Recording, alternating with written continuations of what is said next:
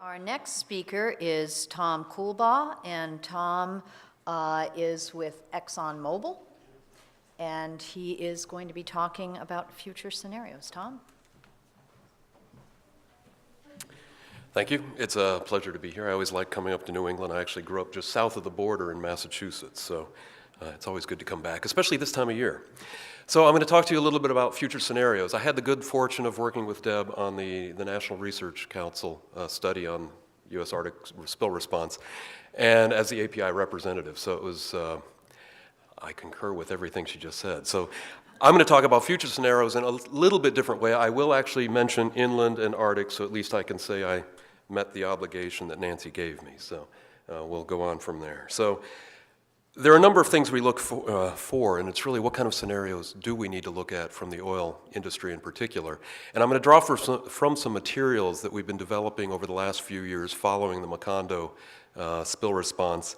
And it's really looking at materials to try to help people understand what oil spill response really is in a way that we can share with the broader public as well as government agencies and regulators. We find that we're very good at giving lots and lots of detail, but sometimes we just need to be able to talk about things in a very general way. So if you look at from the standpoint of a scenario, we always talk about planning scenarios.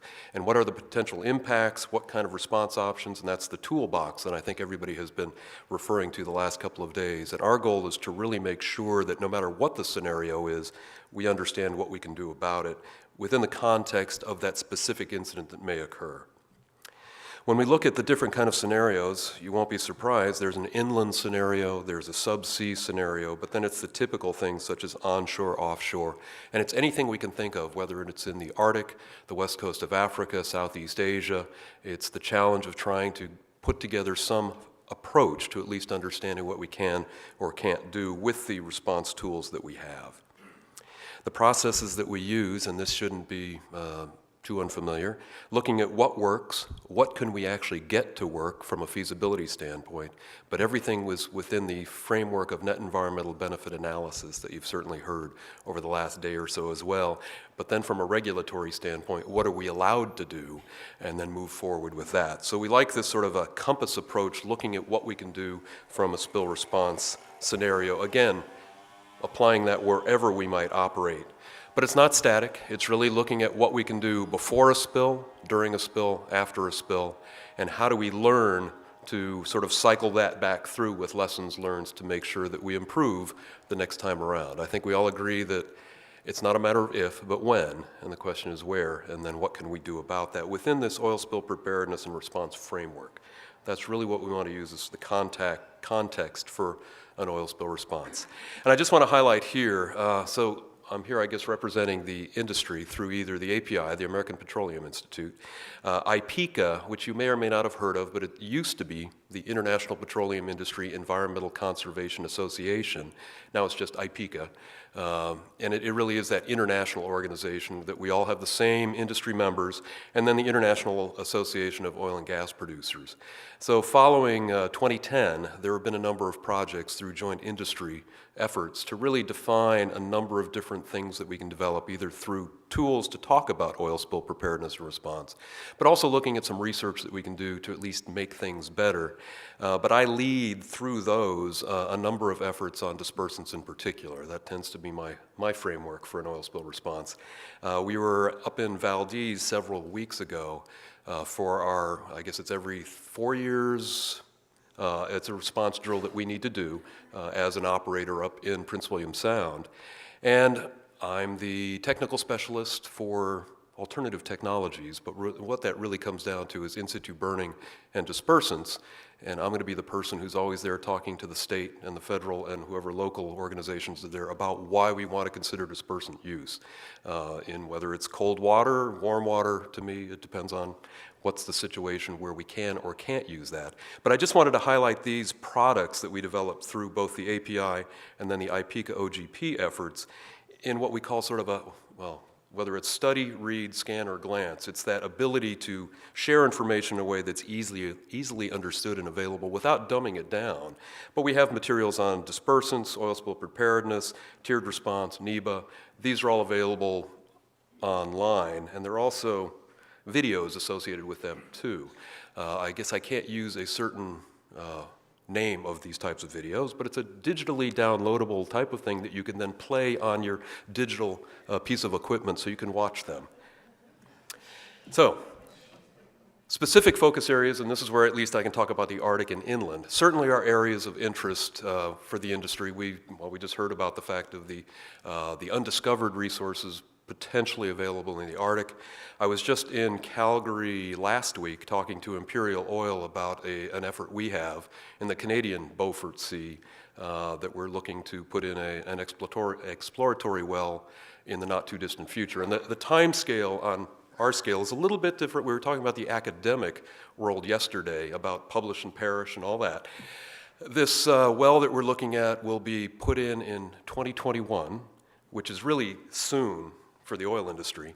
And the thought is that if it is a successful well, chances are it'll be capped, and then we'll come back 20 years later and do something with it. So that's the time horizon that we deal with, at least in the oil industry. But we really need to understand what the capabilities are for an oil spill response. So the Arctic is certainly something that's of much concern to us. Exxon Mobil in particular, we just did have a well that was working with Russia in the Kara Sea in the very northern part in the Arctic. And from what I understand, it was a successful well, but in the meantime, we have withdrawn from Russia. So we'll see what happens in the next, I'll say few years. But chances are we'll be back. We do operate in eastern Siberia on Sakhalin Island, and we will continue doing that. So certainly it's an area of interest to the oil industry, and we'll just make sure that we understand what the limitations are, and we just want to make sure that we have the appropriate tools in place for the kind of operations that we might be looking at, again, in the future. Inland, you certainly heard about, pipelines, crude by rail, other things that, again, are of interest to us because of the need to make sure we do things as safely and with as much integrity as we possibly can. Certainly, ExxonMobil has had its share of pipeline incidents in the recent past, whether it was in the Yellowstone River or Mayflower in Arkansas. Certainly, that's something that's of concern. There actually is a Clean Gulf Conference coming up first week of December where there is a session on inland spill response that I'm actually leading. The challenge that we're having is having the regulatory agencies in the room at the same time.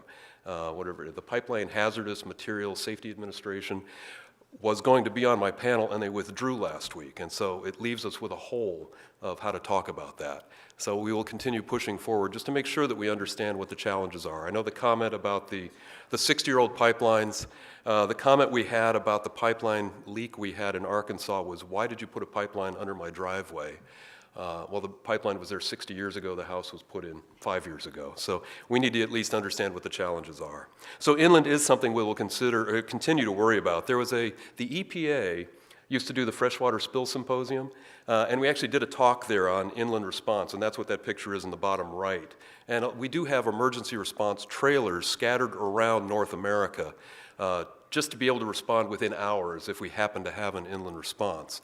And I hope there will be another Freshwater Spill Symposium coming up, because it used to be every few years, so I don't know what happened to that. But it's a growing area of interest, both I know, that's the challenge with everything. So it is something that we will continue to focus on. Certainly Arctic and inland are areas that have been increasing the awareness, certainly in the public, in the last couple of years in particular, and that will continue. The one thing I really wanted to highlight is the other areas that we deal with on sort of when we look at those future scenarios. It's around the world. It's not just North America. And I happen to be the Oil Spill Working Group Chair for IPECA. But IPECA and the International Maritime Organization has this effort called the Global Initiative, which is really looking at places around the world where we might operate that we think could benefit from an enhanced awareness of what oil spill response requirements really are and what they need to be. So as it says, it stemmed from the Oil Pollution Response and Cooperation Convention of 1990, which happens to coincide pretty much with OPA 90. So it was a global awareness that was a need to improve the capabilities around oil spill response. Yeah, I already did. IPECA was the International Petroleum Industry Environmental Conservation Association. So just remember that. So fast. It went so fast. Yeah, sorry. But again, you can look it up. IPECA, it's a wonderful organization. And we were talking the other day, if you can't be transparent, be honest. I know Admiral Allen said that. And that's something I really believe in, because there are sometimes that it's not understood what we do, but we'll certainly give you the honest answer about anything we can.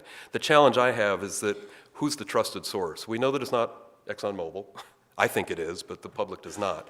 The API has a challenge as well. But we see that IPECA seems to be viewed as more even of a trusted organization than most. And the fact that it's associated with the IMO, which is a UN organization, gives us another level of trustworthiness, at least in the public's eye. So it's a great forum to at least involve local industry, local government, and then the international trade organizations to make sure we can do the best thing. And we have key indicators around what we do to actually improve it. And it gets all the way down to training and national capabilities. That's what we really want to enhance in areas around the world that are a little bit challenged. And the current efforts are highlighted here, whether it's the Black and Caspian Sea, number 2 is West Africa, 4 is Southeast Asia, 5 is China, believe it or not, but there was a request by China for us to help with oil spill response. 3 is the Mediterranean. There has been an organization there for a while, but we want to see about enhancing it, again, because there are more and more efforts globally to explore for oil in areas that hadn't been before. Number 6 is East Africa. That's our most recent effort, and we've been working with the World Bank, who's also interested in making sure that we enhance the spill capabilities in that region. There was a spill in Mozambique in June that you probably never heard about, but the ability to respond to it is very challenged. So we're trying to do what we can to, again, raise the awareness of what we can do. And we find that when you measure something, it gets better. So we're just going to keep on working at that. I was the chair of the Global Initiative for West and Central Africa. That's number 2. The current chair is from Chevron. And again, there are 22 countries there. Most of the oil companies operate at least in 1 or 2 of them. I was in Angola a couple months ago. And there's a real effort and understanding that, yes, there are things that we can do better, but there's a desire to do it. I just want to end up with the final aspect of scenarios include the technology that's available to us as well. And we have an effort through API and then OGPI PICA on looking at subsea dispersant effectiveness. There's an API effort that's already looking at subsea dispersants on a large scale. We're looking at sort of that smaller scale. Can you make a bench test that looks at dispersant effectiveness at a subsea injection? And this just shows we're working with CEDRA, which is the French research organization, and SINTEF, which is in Norway, looking at 2 potential ways to measure basically droplet size distribution when you inject dispersants into a subsea plume. And we can measure the droplets and then try to tie that back into that dispersant effectiveness. And we know that you can use less dispersant subsea, and you can encounter essentially everything right there where the oil is actually leaking out. So the program actually will finish up the end of the year. We have the initial reports, we just need to finalize that. And I just wanted to put this last slide up, which is a demonstration that we did at the OMSET test facility in Leonardo, New Jersey, which I heard that Alan is actually from Leonardo. It's like, wow, didn't know anybody was from there. But it's a wonderful facility inside a naval base that we invite people to come from time to time to at least see what a dispersant does. So this is something that SL Ross, which is an environmental consulting company up in Ottawa, set up for us. And you can see the picture in the upper left. It's just a frame that's underneath the water. You can see the oil plume coming up.